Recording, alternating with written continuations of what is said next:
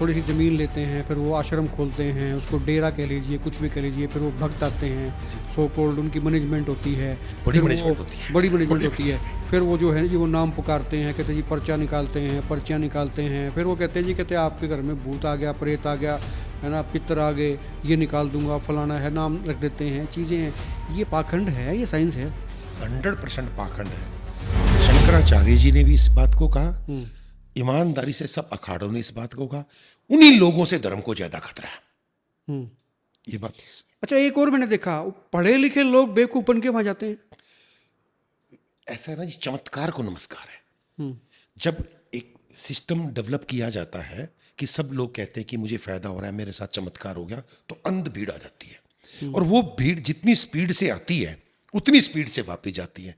अब जो वापस जाती है उनको तो सिर्फ थोड़ा नुकसान हुआ, फाइनेंस का हुआ, कि उनका सिस्टम थोड़ा सा कम हो गया, परंतु उनको नहीं पता कि उनकी वजह से धर्म का कितना बड़ा नुकसान हुआ। राम मंदिर में चोरी का मसला आया था, हालांकि ये सवाल हमारी डिस्कशन से अलग है, लेकिन चूंकि धर्म की बात हो रही है, कर्म की बात हो रही है और सनातन की बात हो रही है, तो हमारी सबकी आस्था होती है भगवान राम में, उनके नाम पे उनका मंदिर है, नाम पे क्या उनका मंदिर ही है अयोध्या में, और वहाँ पे चोरी होती है।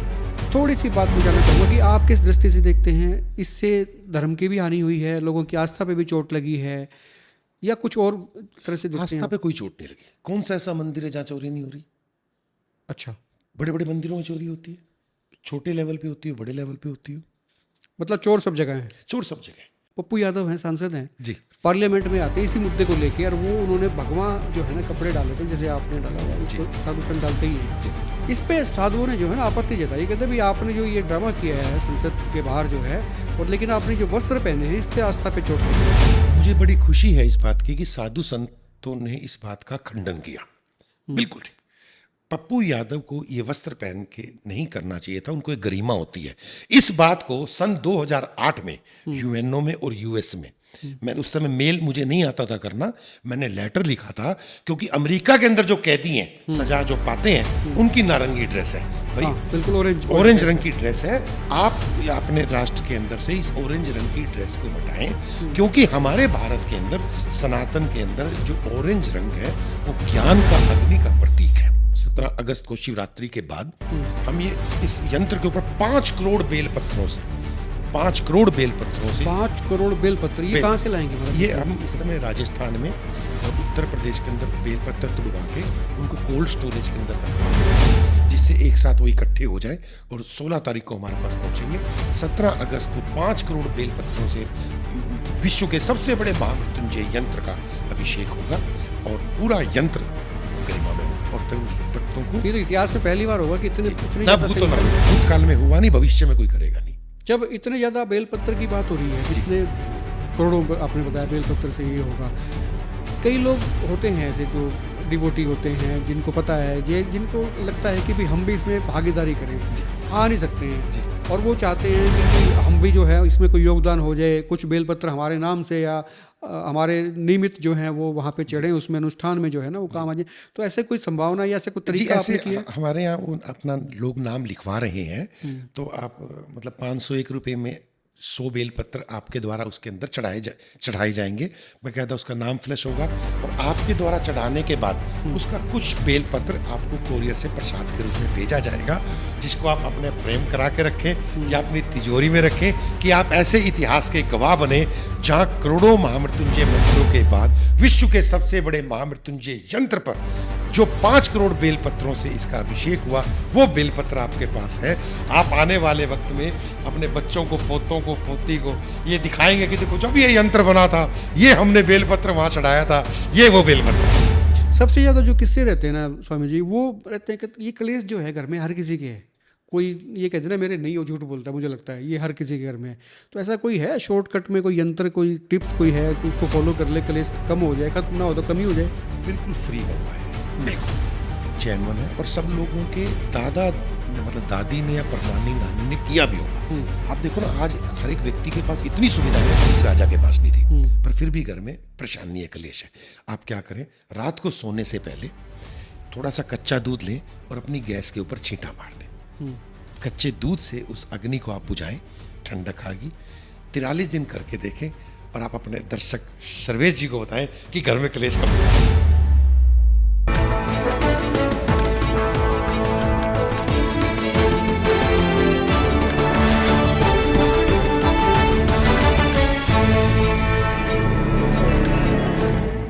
2001 में अखबारों की सुर्खियां बनती हैं कि जयललिता मुख्यमंत्री बनेंगी, जबकि जयललिता उन दिनों जेल में बंद थी। किसी को यकीन नहीं होता।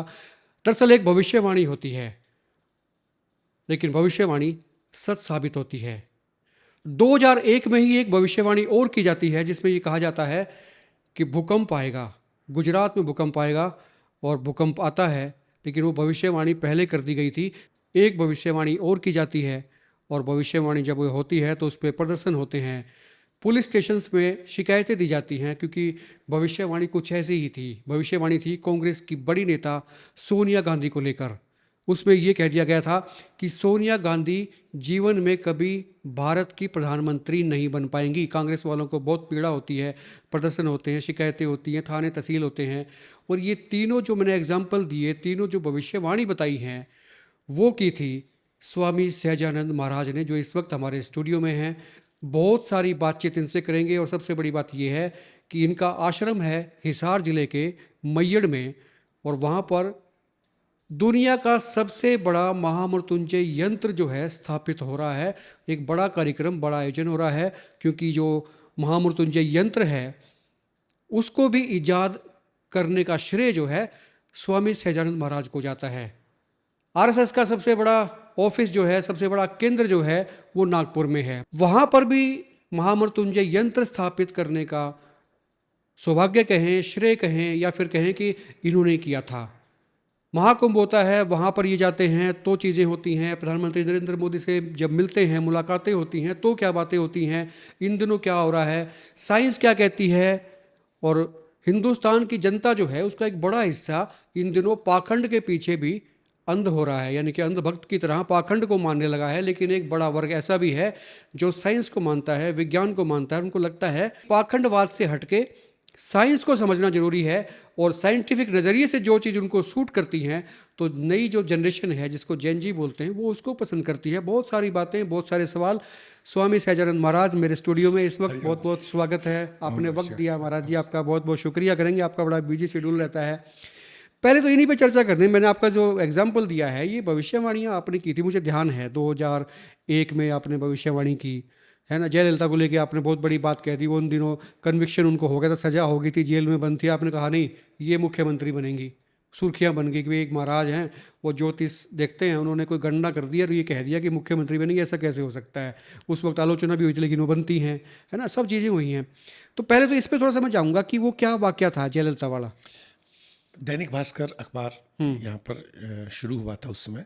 तो यहाँ के संपादक जी थे हरिमोहन शर्मा जी। बिल्कुल बिल्कुल। तो उन्होंने कहा कि स्वामी जी आप पॉलिटिक्स पे भी प्रिडिक्शन करते हैं। तो मैंने कहा उसके लिए एक मैदनी एस्ट्रोलॉजी होती है प्रकृति के लिए, तो मैं कर दूंगा। तो उन्होंने कहा आप करिए, चुनाव का क्या होने वाला है। तो तमिलनाडु में उस समय चुनाव होने वाले थे। हाँ। तो मैंने वहाँ के सभी लोगों की पत्रिका देखी। तो मैंने कहा जयललिता मुख्यमंत्री बनेगी। तो और वो प्रेस में चली गई। तो वहाँ से फिर फोन आता है, महाराज जी शायद आपको गलत फहमी लग गई है, जयललिता इस समय के अंदर जेल के अंदर बंद है, और जो मुख्यमंत्री होता है उसको विधायक होना जरूरी होता है, और विधायक को चुनाव लड़ना जरूरी होता है। बिल्कुल। तो मैंने कहा नहीं, ये होता होगा, पर जयललिता मुख्यमंत्री बनेगी। तो वो हेडलाइन उसकी छपी और वो जयललिता मुख्यमंत्री बनी। तो ज्योतिष है सब कुछ। तो ये उनकी जो कुंडली थी वो कैसे बनाई, मतलब उनका आपके पास में डेट ऑफ बर्थ समय जो है आपके पास था? कई बार नेता जो होते हैं ना, बड़े बड़े नेता, वो अपना समय बताते नहीं। ओरिजिनल था। इसी तरह सोनिया गांधी की जो ये भी आपने एक बड़ा बोल्ड स्टेप कह दिया। हालांकि देखो आज तक तो नहीं बनी है, लेकिन आगे का कुछ नहीं कह सकते। बट आपने उन दिनों क्यों कहा?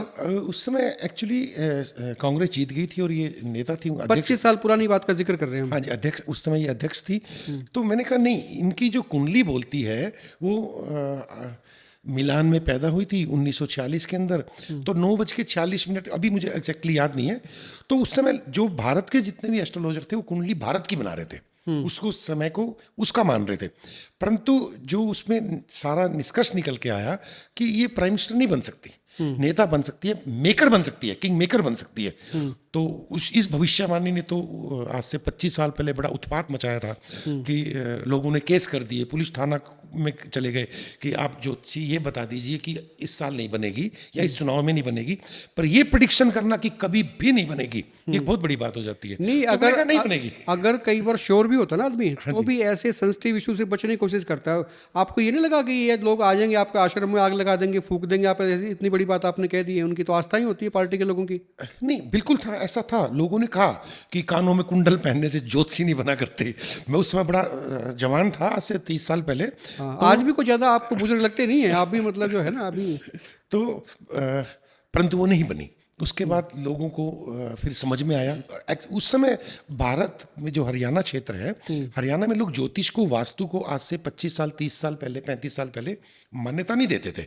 जब मैंने एस्ट्रोलॉजी शुरू किया था तो उस समय लगभग भारत में 3,42,000 एस्ट्रोलॉजर थे। आज तो शायद करोड़ से के लगभग हो चुके हैं। आज तो महाराज जी इंस्टाग्राम पे आते हैं लोग, वो कहते हैं फार्मूले देते हैं, वो कहते हैं ऐसे ऐसे कर लो, वैसे से अजीबोगरीब टोट के आते हैं, कहते हैं ये कर लो, तेल लगा लो, आगे लगा लो, पीछे लगा लो, पता नहीं क्या क्या करते हैं, ये हो जाएगा वो हो जाएगा। तो ये जो है ना सारा का सारा मामला बदल गया है अभी। उसमें असलियत कम रहती है और बहकावा ज़्यादा रहता है जी। और पाखंडवाद का भी, जैसे मैंने शुरू में कहा था कि जिक्र करेंगे, लेकिन वो बाद में करेंगे। मैं एक बार उस चीज़ पे आता हूँ जो महामृत्युंजय यंत्र की बात हो रही है जी। पहली बात तो ये कि आपके द्वारा ये दावा किया गया कि भाई महामृत्युंजय यंत्र जो है वो आपने तैयार किया है और विश्व का सबसे बड़ा महामृत्युंजय यंत्र रहेगा ये। इसके पीछे की कहानी क्या है? मैं 96-97 में मध्य प्रदेश के अंदर इटारसी एक जगह है, होशंगाबाद जिले में, तो जमानी एक गांव है, वहाँ मैं अपने गुरुजी के पास साधना कर रहा था। कई वर्ष मैंने वहाँ साधना की। तो मैंने कहा भारत की कुंडली में कालसर्प योग है। अच्छा, देश की कुंडली में भी चीजें ऐसी हो जाती हैं? देश की कुंडली में है, भारत की कुंडली में कालसर्प दोष है, जिसकी वजह से मुझे लगता था कि ये मनुष्यों की कुंडलियां होती हैं, ये देश की भी कुंडलियां होती मनुष्य भी तो देश में रह रहे हैं ना, हर चीज़ का फर्क पड़ता है। अगर एक शहर का वास्तु खराब है तो वहाँ रहने वाले लोगों को इफेक्ट करेगा, घर का वास्तु खराब है तो रहने वाले लोगों को इफेक्ट करेगा। तो इसी तरह से मैंने सोचा भारत को कालसर्प दोष से मुक्त करने के लिए शास्त्रों में लिखा है कि महामृत्युंजय प्रयोग होता है, कि महामृत्युंजय की पूजा करें। तो हमने संकल्प लिया, फिर विश्व का हम एक 52 फीट बाई 52 फीट और 52 फीट ऊंचा महामृत्युंजय यंत्र का निर्माण करते हैं। तो हमने लगभग 34-35 वर्ष हुए, अलग अलग जगह लोगों ने आमंत्रण किया कि आप यहाँ बनाओ, यहाँ बनाओ, यहाँ बनाओ। बहुत इसमें समय जाया हुआ, दुविधाएं ज़्यादा आई। तो फिर अंतोगत्वा फिर हमने इंतज़ार किया कि पूर्ण कुंभ जो लगा प्रयागराज के अंदर, तो यहाँ पर हमने 52 फीट बाई 52 फीट और 52 फीट ऊंचा महामृत्युंजय यंत्र बनाया, जिसमें लगभग 22-23 करोड़ लोगों ने आए और पूरे वर्ल्ड मीडिया में, हजारों टीवी चैनल्स पे, विदेश के चैनलों पे इस बारे में पता चला कि महामृत्युंजय क्या चीज़ है। तो हमने उसको साइंटिफिकली बताया। लोगों ने मेरे से क्वेश्चन किया कि 52 फीट क्यों? तो 52 भारत के अंदर ना एनर्जेटिक पॉइंट है, जैसे 52 सिद्ध शक्तिपीठ है, और महामृत्युंजय जो मंत्र है वो 52 अक्षर का मंत्र है। तो मैंने सोचा था कि हम 52 फीट ऊंचा, 52 फीट चौड़ा, 52 फीट लंबा महामृत्युंजय यंत्र बनाएंगे। आज से पहले सिर्फ श्री यंत्र ही मेरु पृष्ठाकार में था। यंत्र 3 तरह के होते हैं, कुरुम पृष्ठाकार, भू पृष्ठाकार और मेरु पृष्ठाकार जी। तो पिरामिडिकल शेप में। महामृत्युंजय यंत्र पिरामिडिकल शेप में नहीं था। फिर हमने 2007 के अंदर भारत सरकार से इसको पेटेंट कराया और महामृत्युंजय यंत्र को ये हमने बनाया। तो अस्थायी रूप से प्रयागराज में बना था। मेरा हिसार से मेरा जन्म रहा है, तो मैंने सोचा मैं हिसार के अंदर अपने मैयड़ आश्रम के पास 72 फुट चौड़े प्लेटफॉर्म पे 52 फीट ऊंचा महामृत्युंजय यंत्र बनाया। परमानेंट स्थापित हो जाएगा यहाँ? ये परमानेंट स्थापित हो जाएगा, फिक्स हो जाएगा। तो इसके लाभ क्या होंगे? मतलब इसकी वजह क्या है, इसका उद्देश्य क्या है? महामृत्युंजय जग के आधारा, जपे नाम सो उतरे पारा। जो महामृत्युंजय मंत्र है, ओम होम जुम से ओम भूर्भुवः स्वः, ओम त्र्यंबकम यजामहे सुगंधिम पुष्टिवर्धनम उर्वारुक्मि बंधनात् मृत्युर्मोक्षे मामृतात्, ओम स्वः भुवः भू स झूम ओम ओम। ये महामृत्युंजय मंत्र है। और मृत्युंजय मंत्र है ओम त्र्यंबकम यजामहे सुगंधिम पुष्टिवर्धनम उर्वारुक्मि बंधनात् मृत्युर्मोक्षे मामृतात्। ये 33 अक्षर का मंत्र है। अक्षर का मतलब है जिसको और तोड़ा ना जा सके। 33 हमारे यहाँ स्वर है और व्यंजन 52 स्वर और व्यंजन है। ये क्यों है? ये धमनियां हैं, का खा गा गा गा। तो 52 तरह की इस पूरे ब्रह्मांड के अंदर धमनियां हैं। इन धमनियों से जो ऊर्जा पैदा होती है, जैसे जब पृथ्वी घूमती है, ग्रह एक दूसरे के चक्कर लगाते हैं, तो वो एक आवाज करते हैं। जब आप कार भी लेके जाते हैं तो आप स्क्रीन को जब नीचे करेंगे, शीशे को नीचे करेंगे, तो वायु को काटती हुई जा रही है, तो भी एक आवाज आ रही है। तो इन ध्वनि तरंगों के से मनुष्य को लाभ मिल सके और वो पूरी ऊर्जा को ट्रांसफॉर्म कर सके। जो लोग लाखों मंत्र जपते हैं, जो उनको लाभ होता है, वो इस यंत्र में 3 से 5 मिनट बैठने मात्र से लाभ हो जाएगा। ठीक, एक तो इसका लाभ ये।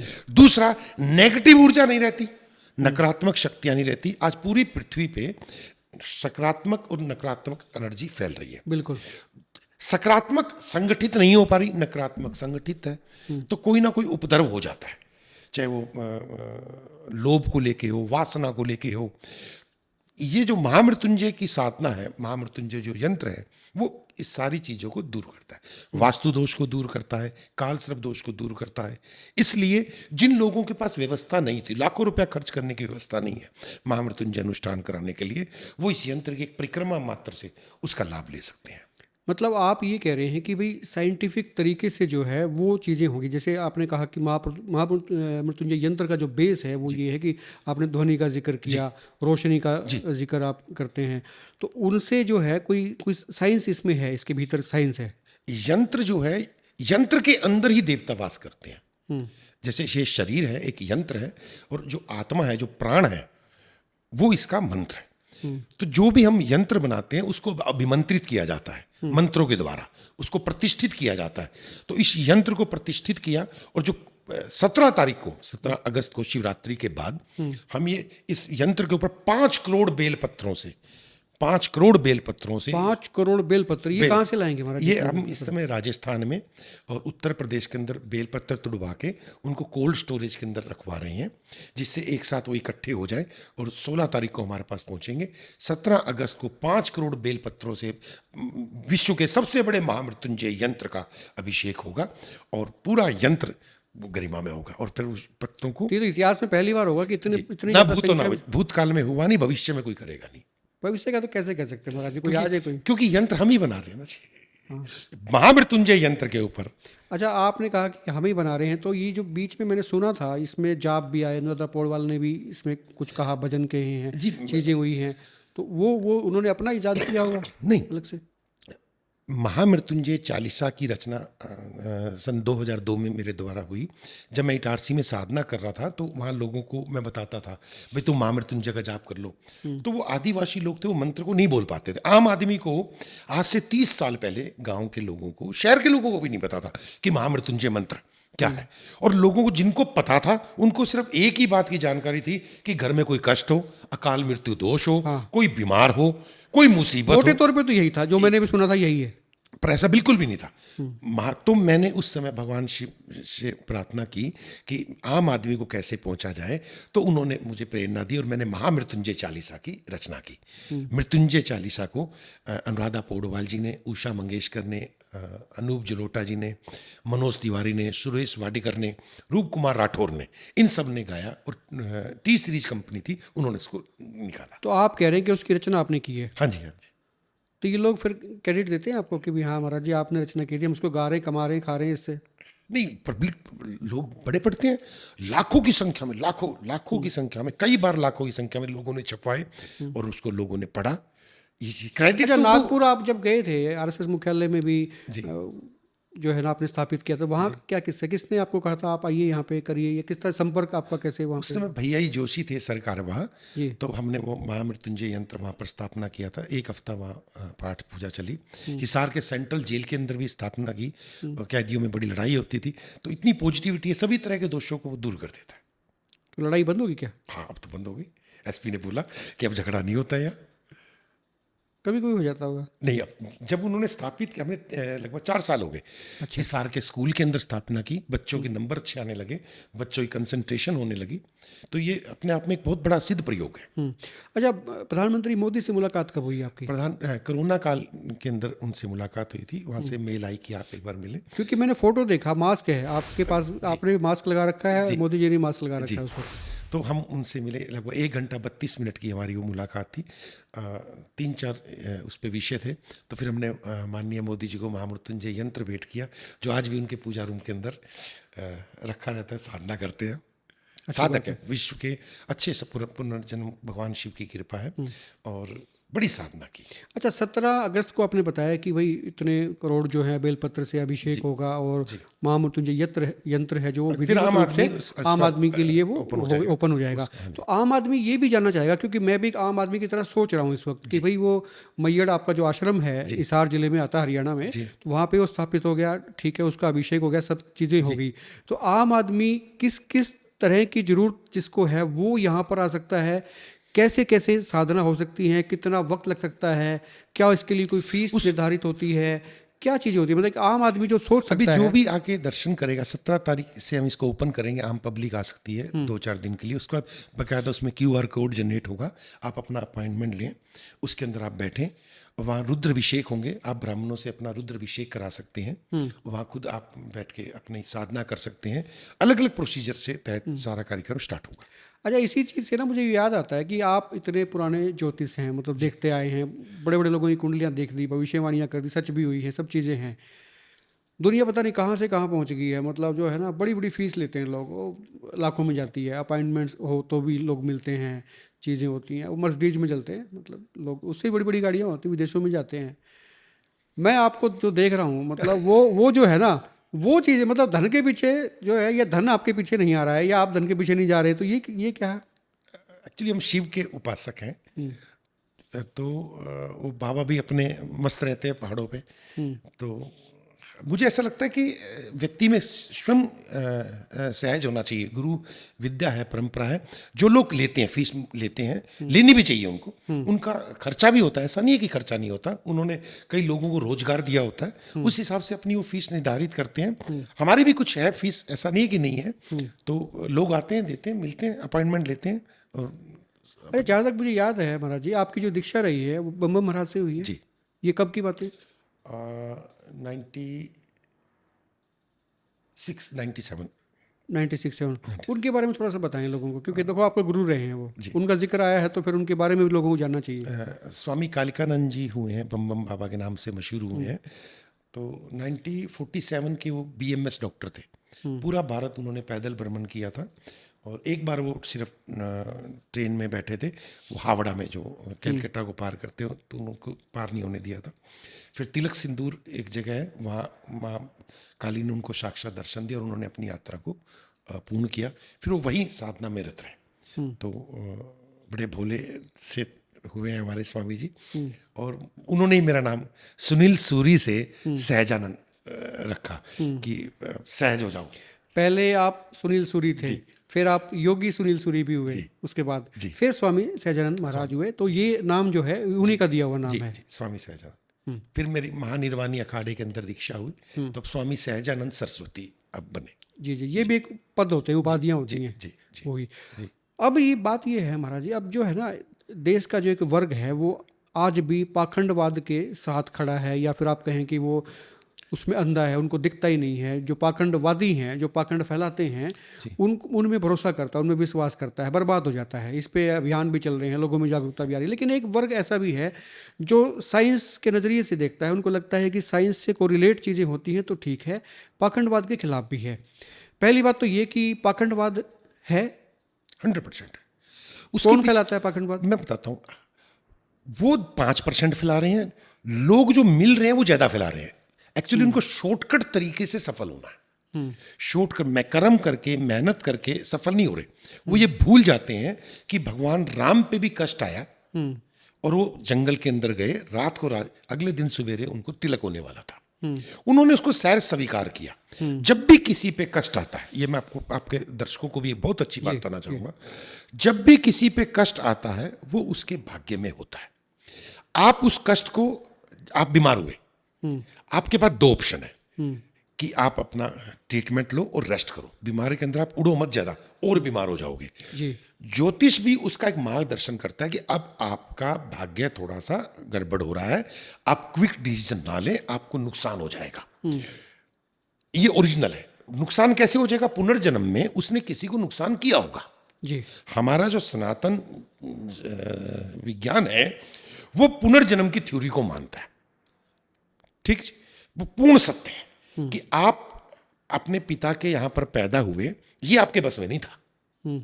आप करोड़पति के घर में पैदा हुए या आप एक गरीब के घर में पैदा हुए, ये ईश्वर का एक सॉफ्टवेयर है कि आपको कहां पर पैदा करना है। वहां उस जगह रहते हुए आपको अपने आयाम को बढ़ाना है। ऐसा कोई कर्म नहीं करना कि आपको दोबारा चक्रों में पड़ना पड़े। जो लोग पाखंडवाद फैला रहे हैं उन्होंने उसकी नस देख ली कि मैं तेरी नौकरी लगवा दूंगा, मैं ये आप ये कर लो, ये रख लो, आप वो गोल्ड मेडलिस्ट आ जाओगे। गोल्ड मेडलिस्ट आने के लिए तो पढ़ना पड़ेगा। ये आप रख लीजिए, आपकी दुकान चल पड़ेगी, आपको मीठा बोलना पड़ेगा, आपको अपना व्यवहार सुधारना पड़ेगा, आपको आज के कलयुग के पॉइंट ऑफ व्यू से अपग्रेड होना पड़ेगा। भारत के प्राइम मिनिस्टर ने सबसे ज्यादा अपने आप को अपग्रेड किया। ये संस्कृति का कैसे ट्रांसफॉर्म हुआ, मैं आपको एक इस विषय से हटके एक बात बताता हूं।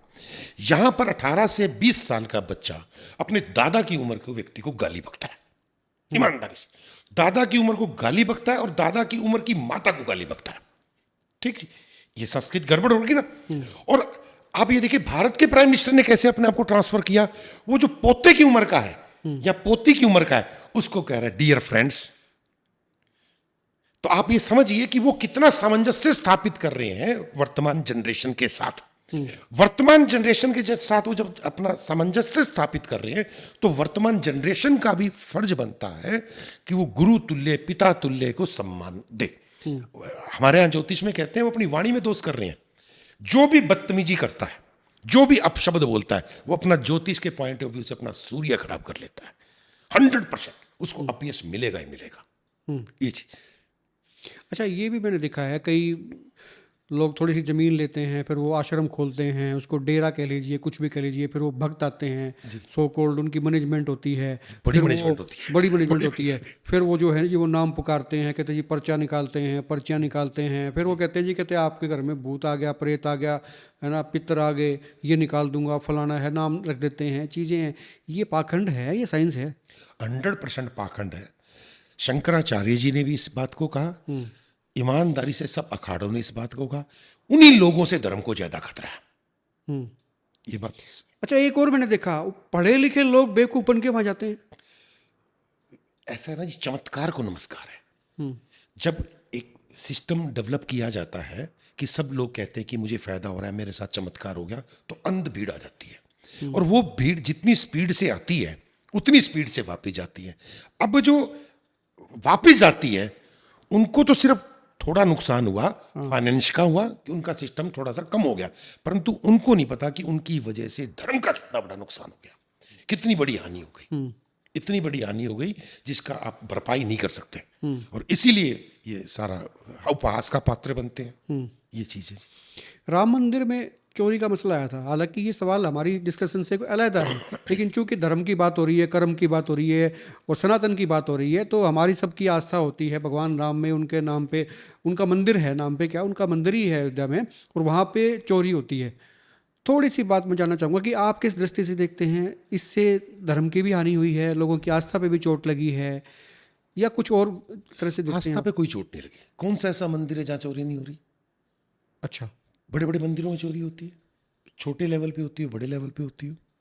मतलब चोर सब जगह है? चोर सब जगह, संत सब जगह। आप ये देखिए ना, कोरोना आया था, ईमानदारी से आया था इस देश में, पृथ्वी पे आया था कोरोना। जब कोरोना आया तो आप और मैं लोगों को, गरीब लोगों को खाना खिला रहे थे, उनकी सेवा कर रहे थे, उनको मेडिसिन प्रोवाइड करा रहे थे। ऐसा था। उसमें भी लोग जो है कमाई कर रहे थे, उसी बात उसी जो दूसरे किस्म के लोग हैं, नकारात्मक शक्तियों के लोग हैं, उसी को वो उस समय अपनी अपॉर्चुनिटी ढूंढते, अवसर तलाश रहे थे। हवाई जहाज की जो टिकट 3,000 रुपए की थी वो 30 की हो गई, पानी की बोतल जो 10 रुपए की थी वो 40 रुपए की हो गई, खाना जो मुफ्त में बंटना था वो इतना महंगा हो गया, दवाइयां जो मुफ्त में जानी थी वो हजारों गुना महंगी हो गई, 500% प्रॉफिट हो गए। वो कौन लोग थे?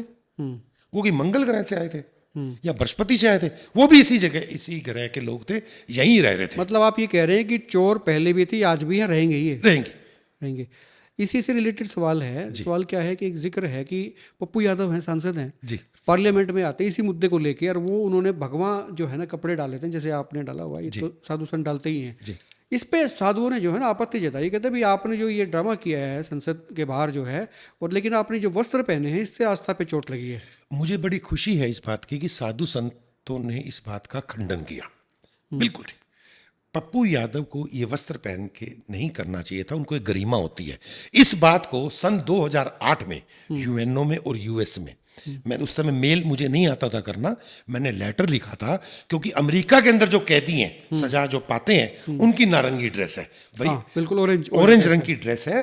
आप अपने राष्ट्र के अंदर से इस ऑरेंज रंग की ड्रेस को हटाएं, क्योंकि हमारे भारत के अंदर सनातन के अंदर जो ऑरेंज रंग है वो ज्ञान का अग्नि का प्रतीक है।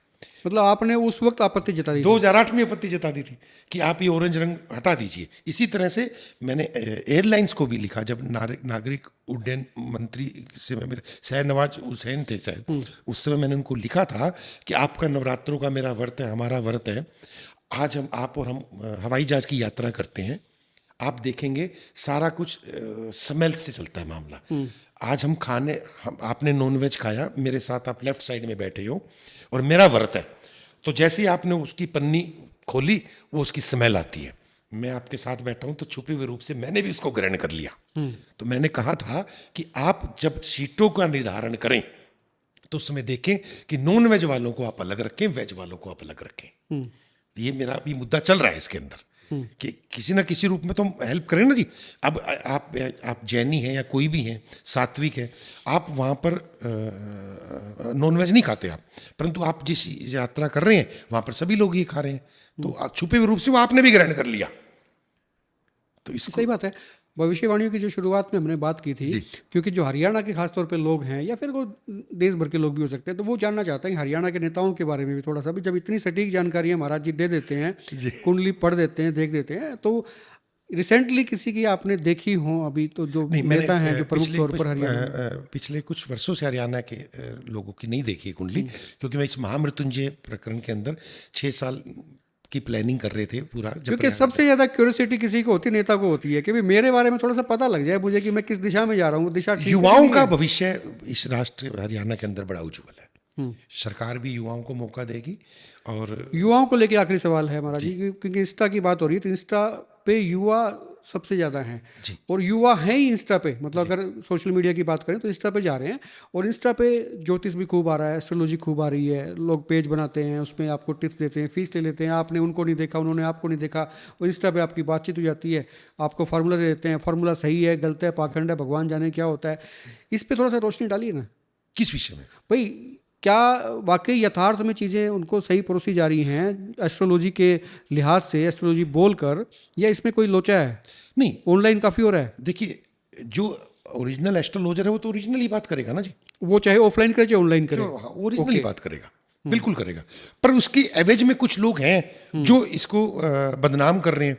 मैंने भी कुछ इंस्टाग्राम पे रीलें देखी थी जिसमें वो कहते हैं कि आप वो शराब का फोआ यहाँ पर लगा लीजिए, आपको धन की मात्रा ज़्यादा आ जाएगी।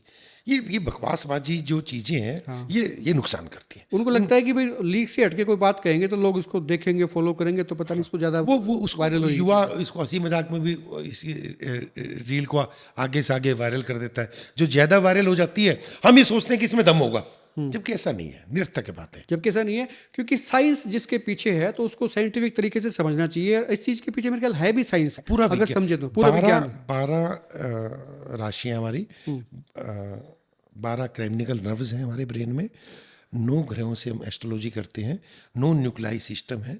तो सभी की सभी इस चीज़ को रिसर्च है कि आपका कौन सी प्लैनेटरी पोजीशन है, क्या डिग्री आपकी बदली जा रही है, और उसका आपके जीवन पे क्या इफेक्ट पड़ेगा। बड़ी सूक्ष्म है। पूरा का पूरा मामला रिसर्च से ताल्लुक़ रखता है। और रिसर्च के बाद में महामृत्युंजय यंत्र की स्थापना स्वामी सहजानंद महाराज ने की है। और मैयड़, जो मैंने बताया था शुरू में भी कि हरियाणा में हिसार जिले में मैयड़ है, NH9 के ऊपर ही जो है वहाँ पर है, और वो स्थापित हो रहा है 17 अगस्त को। सवाल इसके साथ में ये भी निकलता है कि भाई वो तो एक बहुत बड़ा यंत्र हो गया है जिसको विश्व का सबसे बड़ा महामृत्युंजय यंत्र कहा जाता है। इसका साइज ही बहुत बड़ा है, उसको आम आदमी अपने पास रख नहीं सकता है। और जो लोग नहीं आ सकते हैं, स्वामी जी, उनके लिए छोटा यंत्र भी आता है? हाँ, हमने इस आम आदमी के घर तक पहुंचा जाए तो उसके लिए हमने एक छोटा यंत्र ये तैयार किया।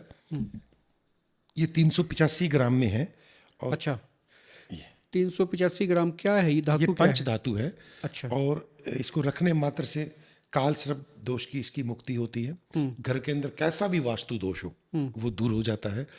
कईयों के काम नहीं बनते वो बनने लग जाते हैं। कुछ परिवार के लोग हॉस्पिटल में होते हैं, बीमारी आने वाली होती है, दवाई असर नहीं कर रही होती, तो इसको रखने मात्र से घर के अंदर सकारात्मकता आती है। कुछ लोग हैं जो बड़ी पूजा पाठ करते हैं परंतु उनको कोई अनुभव ही नहीं हुआ, लगे हुए हैं। तो इसको कैसे हासिल कर सकते हैं? क्योंकि बाजार में इसकी कॉपी भी मिलेंगी, बहुत सी चीज़ें होंगी, क्योंकि ये ईजाद आपने किया है जी। तो उनको कैसे पता चले कि भाई ओरिजिनल कौन सा है, असली कौन सा है, नकली कौन सा हमारे है? यहाँ जो हम या कैसे इसको हासिल कर सकते हैं? इस नंबर पे आप संपर्क करके इसको ले सकते हैं। हमारे यहाँ जो ये यंत्र है, मान लीजिए आपको चाहिए तो बकायदा आपके नाम से इसके ऊपर आपका नाम और गोत्र से पंडित इसका अभिषेक करके आपको यहाँ से भेजा जाएगा। ये नहीं कि आपने कहीं ले लिया, बाजार से ले लिया, ऐसा नहीं। विश्व के सबसे बड़े महामृत्युंजय यंत्र के पास से ये यंत्र आपके पास पहुंचेगा। जब इतने ज़्यादा बेलपत्र की बात हो रही है, कितने करोड़ों आपने बताया बेलपत्र से ये होगा, कई लोग होते हैं ऐसे जो डिवोटी होते हैं जिनको पता है, ये जिनको लगता है कि भाई हम भी इसमें भागीदारी करें, आ नहीं सकते हैं जी। और वो चाहते हैं कि भाई हम भी जो है इसमें कोई योगदान हो जाए, कुछ बेलपत्र हमारे नाम से या हमारे निमित्त जो है वो वहाँ पे चढ़े, उसमें अनुष्ठान में जो है ना वो काम आ जाए। तो ऐसे कोई संभावना या ऐसे कोई तरीका आपने किया? हमारे यहाँ अपना लोग नाम लिखवा रहे हैं तो आप मतलब 501 रुपये में 100 बेलपत्र आपके द्वारा उसके अंदर चढ़ाए जाएंगे। बाकायदा उसका नाम फ्लैश होगा और आपके द्वारा चढ़ाने के बाद उसका कुछ बेलपत्र आपको कोरियर से प्रसाद के रूप में भेजा जाएगा, जिसको आप अपने फ्रेम करा के रखें या अपनी तिजोरी में रखें कि आप ऐसे इतिहास के गवाह बने जहां करोड़ों महामृत्युंजय मंत्रों के बाद विश्व के सबसे बड़े महामृत्युंजय यंत्र पर जो 5 करोड़ बेलपत्रों से इसका अभिषेक हुआ, वो बेलपत्र आपके पास है। आप आने वाले वक्त में अपने बच्चों को, पोतों को, पोती को ये दिखाएंगे कि देखो जब ये यंत्र बना था ये हमने बेलपत्र वहां चढ़ाया था, ये वो बेलपत्र है।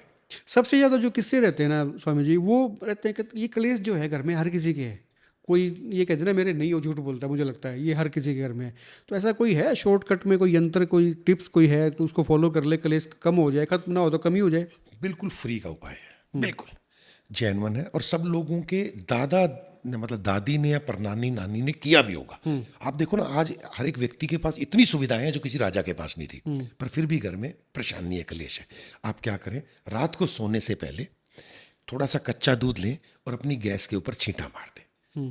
कच्चे दूध से उस अग्नि को आप बुझाएं, ठंडक आएगी। 43 दिन करके देखें और आप अपने दर्शक सर्वेश जी को बताएं कि घर में क्लेश कम हुआ या नहीं हुआ। पूरा का पूरा मामला, पूरा का पूरा किस्सा साइंस से जुड़ा हुआ है, यानी कि रिसर्च से जुड़ा हुआ है। रिसर्च स्वामी जी की ज़बरदस्त है, मैंने एग्जाम्पल भी दिए हैं, इनसे बातचीत की है। और आपको कोई और चीज़ें जाननी हैं तो फिर आप कोशिश कीजिए कि इनके आश्रम में आप जाएं, इनसे मुलाकात करें, अपॉइंटमेंट लेके जरूर जाएं, क्योंकि हो सकता है कि व्यवस्थाएं ऐसी होती हैं, बिजी शेड्यूल होता है, तो बेहतर होगा कि आप इनसे अपॉइंटमेंट लेके, नंबर फ्लैश हो रहा है नीचे, इनसे फिर मुलाकात आप करें।